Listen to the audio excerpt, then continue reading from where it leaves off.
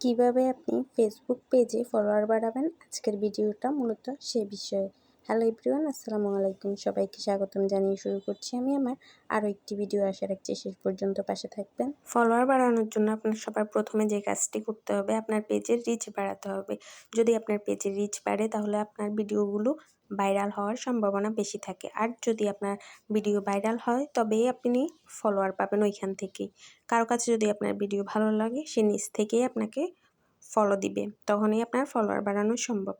আবার ফলোয়ার কিনতেও পাওয়া যায়, কিন্তু কিনলে অনেক ধরনের সমস্যায় পড়তে হয়।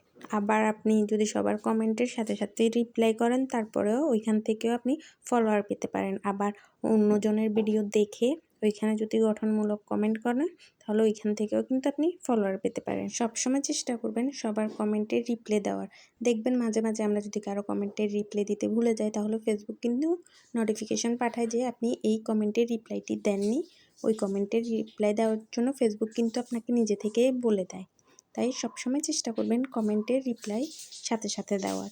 এখান থেকেও কিন্তু আপনার পেজের রিচ বাড়ে এবং যার কমেন্টের রিপ্লাই দিচ্ছেন তার সাথে আপনার একটা এঙ্গেজমেন্ট তৈরি হয়। আপনার ভিডিওগুলো ভাইরাল করার জন্য সবসময় একই টাইমে আপনার ভিডিওগুলো পোস্ট করা লাগবে। ধরুন আজকে করেছেন একটা 8টায়, কালকে করলেন 9টায়, পরশু করলেন 10টায়। এভাবে যদি ভিডিও আপলোড করেন তাহলে কিন্তু ভিডিও ভাইরাল হওয়ার চান্স খুবই কম। তাই সবসময় চেষ্টা করবেন একই টাইমে ভিডিও আপলোড করার জন্য।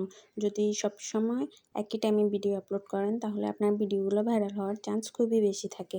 আবার চেষ্টা করবেন যদি বড় ভিডিও, লং ভিডিও যেগুলো, সেগুলো যদি আপনি 3 দিন পরে একটা, আবার 5 দিন পরে একটা, আবার 1 দিন পরে একটা, আবার রেগুলার 3 দিন একসাথে দিলেন, এভাবে যদি ভিডিও পোস্ট করেন তাহলেও কিন্তু ভাইরাল হওয়ার চান্স খুবই কম। আবার দেখা যায় যে অনেকে কী করে, রেগুলার ভিডিও আপলোড করে না, একটা দেয় 1 দিন পরে, আবার মাঝখান থেকে 3 দিন খবর নেয়, আবার 3 দিন একসাথে ভিডিও আপলোড করে, আবার মাঝখান দিয়ে 5 দিন খবর নেয়, আবার একটা দেয়, আবার 3 দিন খবর নেয়। এভাবে যদি আনরেগুলার ভিডিও আপলোড করেন তাহলে কিন্তু ভিডিও ভাইরাল হওয়ার চান্স খুবই কম।